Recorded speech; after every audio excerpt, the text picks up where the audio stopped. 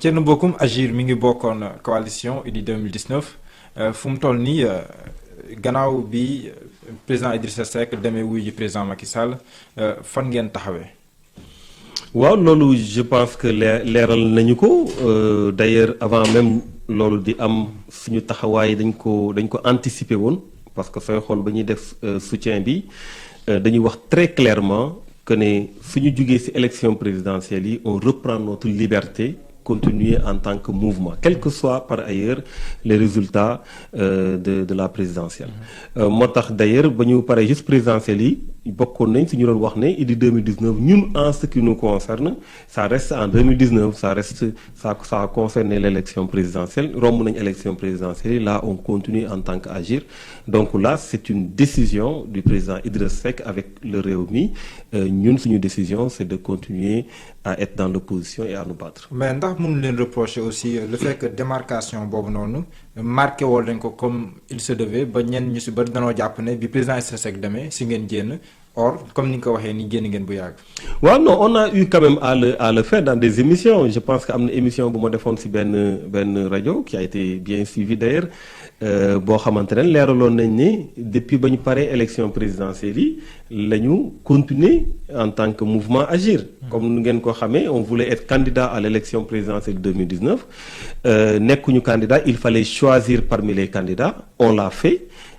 suñu paree si loolu on continue notre travail en tant qu'Agir. ki ngeen choisiroon tey jii mu dem si côté président Macky Sall bi ngeen jàppoon ne am na programme yu ko war a mën a gën moo taxoon ngeen soutenir ko waaye moom mu dem jàkkaarloo moom mu dem bokk moom coalition ndax rëccu woo leen li ngeen àndoon ak moom. non rëccu mënu si am on a été constant on cherche toujours à être constant à être cohérent dans notre démarche et à rester sur les principes lan mooy constance ak cohérence si mbir moomu mooy que ne on a été avec quelqu'un dans un parti bu ñu tuddee Rewmi damay wax toujours que ne en politique il y a deux leviers c'est le cadre d'expression c'est la vision. On partage la vision dans un cadre d'expression qui était Rewmi benn moment ñu génn ci cadre d'expression boobu dem créer beneen cadre bu tudd Agir mais la vision demeure donc su dee élection présidentielle am na ñun demuñu ci ñu bëggoon ci demuñu ci parce que le premier choix c'est nous maintenant demuñu ci bien entendu koo xamante ne proche nañ ak moom vision te yàggoon nañ ko partager ñu ànd ak moom c'est très cohérent moo tax jàppoon nañ ne ça serait incohérent de ne pas être avec lui maintenant ba ñu paree loolu c'est clair que ku si ne am nga ci liberté moom mun na jël décision ne damay ànd ak président Macky Sall ñun ñu jël décision continuer suñu liggéey. wax nga ko vision bi benn la woon mais terewul woon yéen a ngi doon waxtaan ak yeneen candidats yi si cappaandaw ga si ngeen tànn président Idrissa Seck par exemple waxtaan nga ku mel ni candidat Ousmane Sonko lan moo tax lan moo soppeeku wala lan mooy différence bii tax nga bàyyi woon fi le président Ousmane Sonko at programme am dem si programme président Idrissa Seck. waaw mooy li ma la wax rek dama ne en réalité. c'est mooy problème vision bu ma la wax c'est-à-dire que bokk nañu nekk en même temps ci benn parti muy parti Rewmi aujourd'hui mu nekk candidat je pense que ne vision boobu noonu ñu ngi continuer woon di partager mais je précise peut-être que loolu maa ngi ciy soog a wax mais ba ñuy discuter ak Ousmane Sonko qui est venu plusieurs fois me voir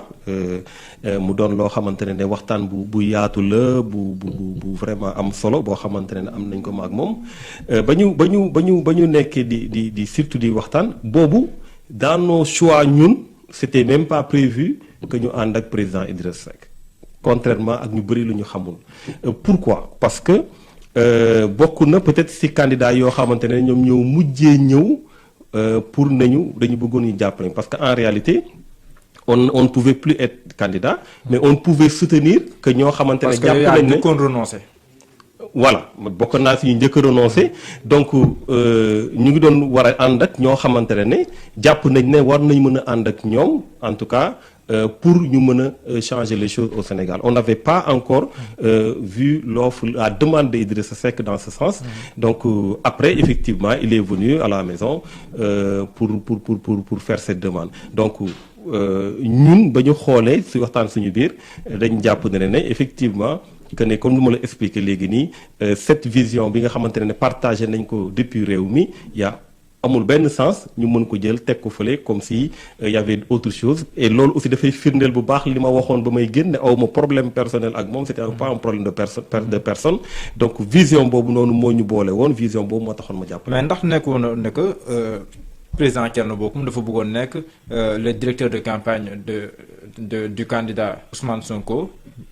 waxtaan juboo amu si mu dem soutenir Idrissa Seck. waaw dégg naa lu mel noonu mais loolu du ma si tontu parce que nag wax dëgg yàlla waxtaan man musuma am occasion waxtaan ak kenn ku ànd ak Sonko musuma am occasion dem fekk si leen si seen bureau wala sax këram bien que j'aurais pu parce que vraiment il m'a fait l'amitié de venir plusieurs fois chez moi je n'ai jamais eu l'occasion aussi de discuter dans un cadre bi nga xamante ne keneen bokk na si ku wute ak moom. donc man ak moom ñoo doon discuter c'est pendant des heures donc je pense que ne li am solo ñëpp xam nañ Thierno Bocoum li am solo mooy ba choix bi amee def nañ choix bu war maintenant le fait de dire waaye lii moo tax wala lee moo tax ça n'engage que ceux qui le disent mais li ma amal solo man mooy man ak moom ñoo doon waxtaan te loolu bu si antu laa si mën a antu pardon te loolu doo si rotal dara. non je pense que loolu man ak moom la maintenant moom su si antu dinañ si antu su si antuwul jaruñu si antu parce que amul keneen ku si mën a wax leneen lu wute ak loolu c'est aussi simple que ça. tey jii ñu ngi wax reconfiguration politique d'une manière générale mais opposition bi tam mi ngi defarwaat ay coalition wala ay alliance ñu ngi koy nouer par-ci par-là ndax yow yaa ngi si dynamique boobu nouer ay alliance ak ku mel ni Khalifa Sall par exemple ak ñeneen ñi nga xam te ni ñoom noonu nekk si opposition bi. waaw xam nga ñun agir peut-être dafa leer na ne amuñu problème ak kenn ci opposition bi au contraire je pense que on a de très bons rapports ak ñëpp ñoo xamante ci leader opposition bi mais ci problème mu alliance dañ ci am ay convictions yu leer nañ pour man yaa am na deux formes d'alliance yu wuute benn bi mooy boo xamante ne yàgg na dajale ñëpp et loolu mooy yoon c'est des alliances yoo xamante ne c'est pour des combats de principe ça transcende les partis politiques ça transcende les appartenances politiques donc combat yooyu mooy tey jii su dee du point de vue politique la nañu am kuy organiser élection par exemple koo xamante ne il est indépendant nañu fexe ba mu am un processus électoral boo xamante ne bu jaadu la nañu xool mbirum problème mu Sénégal yi dund gi et cetera loolu suñ ko gañee combat yooyu ensemble ku ne da siy gis boppam on n'a pas besoin di xool kan moo si ànd ak ku si ànd normalement ñëpp si war a ànd en tout cas ñëpp ñoo xam ñu ngi si benn opposition bi beneen volet bi mooy ñoo xamante ne dañu war a dem dans le cadre d'une coalition politique pour man une coalition politique dafa war a ànd ak ay affinités politiques c'est-à-dire aujourd'hui on a besoin au Sénégal d'avoir des offres diversifiées il faut que population yi ñu mën leen di leen wax ne kii lii la gëmee nii la xalaatee kooku tamit mu gëm ko assumer ko imposer ko keneen mu def loolu ñoom su boobaa ñu mën a nekk dans l'embarras du choix mën a xam kan la ñu mën a àndal ak kan la ñu mënta àndal il faut pas ñu bëgg a gëmloo nit ñi que une manière uniforme rek la ñu war a mën a defee affaire yi benn façon rek la ñu war a gisee loolu d'ailleurs moo ñu indil ay problèmes yu bëri parce que parfois à travers nos attitudes dañuy construire des choses yoo xamante ne moo ñuy mettre au pouvoir des gens yoo xamante ne après dañuy ñëw di ko rëccu donc pour man coalition politique affinité politique la maintenant coalition politique par rapport aux différentes élections il faut mettre l'entonnoir élection locale doon na loo xamante ne ñu bëri mën nañoo ànd pourquoi parce que c'est des réalités locales tànn sa maire ku ne mun naa ñu war a mën a tànnal sa maire et cetera nit ñi war nañ si mën a ànd mu doon lu rëy élection législative loolu ay programme dafay commencer génn parce que soo nekkee député ak nombre bu ngay am et cetera war nga mën a def ay proposition de loi am na façon booy gisee réew mi donc ñu mën a am idée yu leer ci loolu ñoom ñoo ko waral élection présidentielle également c'est intuitif personnel c'est un rendez-vous entre un homme et le peuple foofu tamit entonnoir bi day gën a tuuti ça veut dire que ne foofu tamit ay pôle de candidature la mën a doon il faut pas que ñuy gëmloo Sénégalais yi que opposition bi dañu war a ànd ci lépp coûte que coûte non du point de vue programmatique mën nañu am ay différences et il faut assumer les différences mais du point de vue des combats des principes effectivement war nañu mën a ànd ensemble di yëkkatindoo di dóorandoo parce qu'on a un pouvoir boo xamante ne malheureusement lu ko neex mu def. léegi dañuy dem de manière très pratique li ñuy gën a nemmeeku fu mu toll nii ci opposition bi ci en tout cas ni ñuy taxawee ak ni ñuy boolewee on a la coalition Jotna bi nga xam te ni CRD bi ñëw na fekk ci leen ñu ànd en tout cas liggéey ci wàllu opposition bi ñoom Mamadou Lamine Diallo Abdoul Mbaye ak ñeneen ñi am na ci beneen côté tamit Ousmane Sonko Khalifa Sall ñoom Cheikh Cheikh Bamba Dièye ak yooyu ñuy waxtaan seen biir yow si diggante ñaar yooyu ban nga si gën a méngoo parce que wax nga affinité ban nga si gën a méngoo gis-gis si wàllum politique ba mën na lëkkaloo ñoom ànd ak ñoom. waaw mais xam nga ne loolu c'est pas une question bu ma lay tontu loolu lu ngay gis lay doon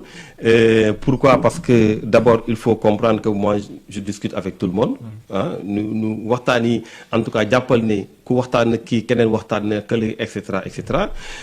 li am solo wax naa la ko mooy am na fu ñuy toll affinité politique ak convergence programmatique dafay taxaw mais am na foo xamante ne moo gën a am solo on n'a pas forcément besoin de ça mooy les combats sur les principes moo dama jàpp ne opposition fii mu toll li mu gën a war a mën a taxaw mooy fexe ba ñëpp ñu retrouver wu autour des combats de principe parce que foofu lañ jëm parce que su dee ay forcing dafa nar a am ci façon bu ñu yore réew mi su dee dañuy continuer di ko yore façon bi ñu koy yore mais c'est important que les gens se mettent ensemble pour combattre des principes qui transcendent les appartenances politiques et partisanes wax naa la ko léegi mais lu jëm ci élection yii di ñëw bien entendu su boobaa waxtaan yi lu muy mënti jur dina firndeel ne ñii ànd nañu pour dem peut-être ñii ànd nañu pour feneen mais l'essentiel mooy su combat de principe taxawee ñëpp ñu ànd nekk benn